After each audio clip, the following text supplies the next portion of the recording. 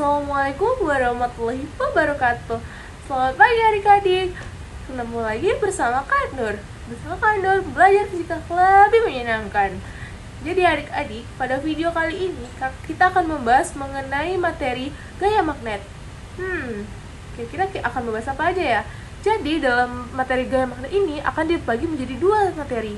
Yang pertama ada gaya pada muatan bergerak, dan yang kedua ada gaya magnet pada kawat berarus listrik. Pada bab 2, kita sudah mempelajari tentang medan listrik. Dikatakan bahwa jika sebuah muatan berada dalam medan listrik, maka muatan tersebut akan mendapatkan gaya listrik. Hanya saja, di medan magnet ini akan berbeda. Kok beda, Kak? Maksudnya apa? Jadi, ketika muatan berada dalam medan magnet, itu tidak tentu akan mendapatkan medan magnet. Atau belum tentu muatan tersebut mendapatkan gaya magnet. Kok gitu ya, Kak? Kok beda ya konsepnya ya? Iya, beda. Terus, jika sebuah muatan itu mendapatkan gaya magnet itu posisinya gimana, Kak? Oke, jadi sebuah muatan dikatakan dalam medan magnet dia akan mendapatkan gaya magnet itu ketika kondisi satu, muatannya bergerak. Yang kedua, ketika arah kecepatan muatan tidak sejajar dengan medan magnet. Untuk lebih jelasnya, mari perhatikan animasi berikut.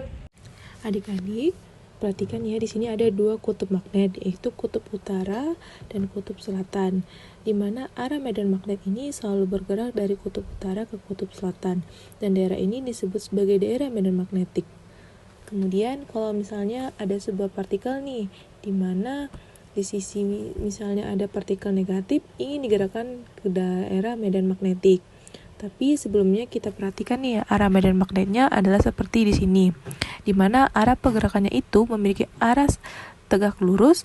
Jadi kalau misalnya partikel digerakkan pada daerah medan magnet pada daerah tegak lurus, maka partikel negatif akan mengalami gaya ke atas yang besarnya muatannya adalah Q dikali kecepatan dikali medan magnet. Kenapa ini arahnya ke atas? Ini akan sesuai dengan kaidah tangan kiri yang akan kita pelajari selanjutnya. Lalu kita perhatikan nih, di sini ada lintasan yang berbentuk lingkaran. Perhatikan lagi bahwa sekali lagi partikel negatif ini ketika memasuki daerah medan magnet, pergerakan lintasannya itu adalah berbentuk lingkaran. Kemudian apabila partikel yang digerakkan itu tidak lagi dengan sudut 90 derajat, maka arah medan magnet ini seperti arah di sini, di mana di sini partikelnya bermuatan positif memiliki arah tertentu, bukan lagi arah 90 derajat, tetapi membentuk sudut lebih kecil dari 90 derajat. Untuk partikel yang bergerak dengan sudut tertentu, yaitu sudut di bawah 90 derajat, maka partikel ini memiliki dua kecepatan. Yang pertama ada kecepatan sejajar dengan arah medan magnet, yang kedua ada kecepatan tegak lurus dengan arah medan magnet. Selanjutnya kita perhatikan pergerakan lintasan partikel di sini.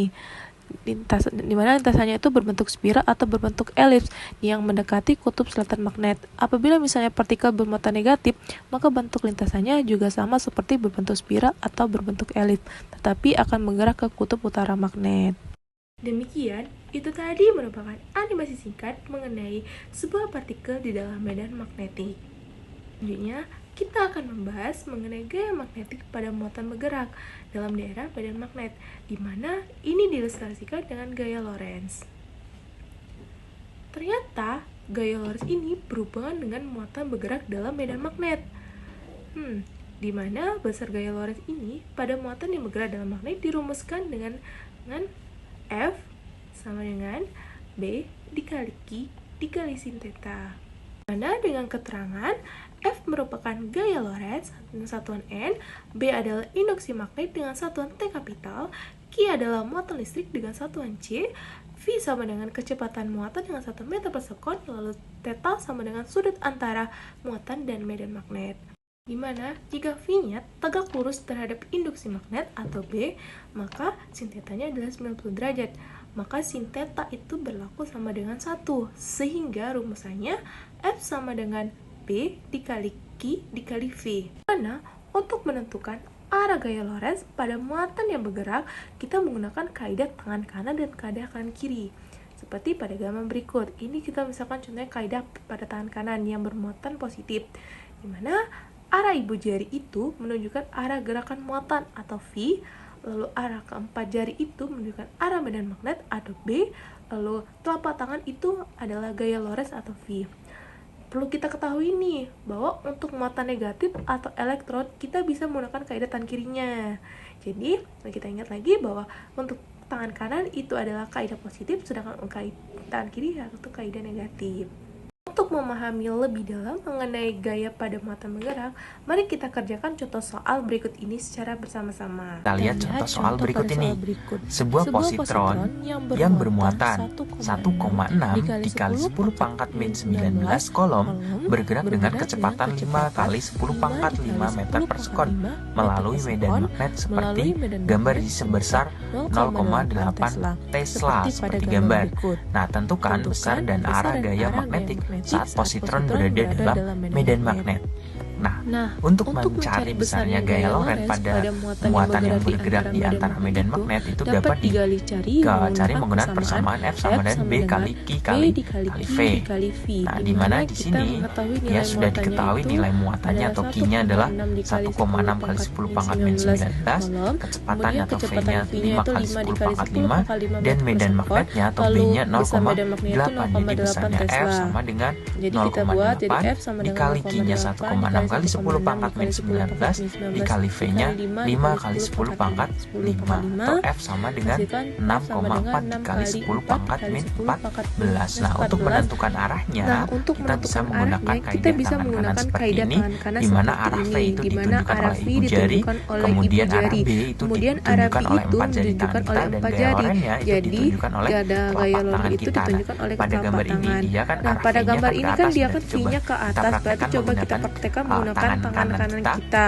Arah jempolnya ibu jarinya ke atas, kemudian arah medan magnetnya itu ke F itu kan dari kutub utara menuju kutub selatan atau ke kanan. Nah, oke. Ibu jarinya itu ke arah atas, 4 jari tangan kita ke kanan. Maka telapak tangan kita menghadap kemana? Telapak tangan kita menghadap atau menuju ke bidang atau menghadap ke arah layar ini kan. Kalau misalkan ini gambarnya di kertas kalian, berarti itu menuju ke kertas kalian atau masuk ke dalam bidang gitu. Itu ya adik-adik contoh soalnya. Nah, adik-adik, kita udah selesai nih ngerjain contoh soal materi gaya pada muatan bergerak, dan kakak juga udah nyampein materi mengenai gaya pada muatan bergerak. Kakak harap adik-adik mengerti dan memahami apa yang telah kakak sampaikan dan apa yang telah kita kerjakan bersama-sama. Kakak harap kalian bisa semangat belajar nih ya. Selamat pagi adik-adik. Assalamualaikum warahmatullahi wabarakatuh. Sampai berjumpa di video selanjutnya. Bye-bye.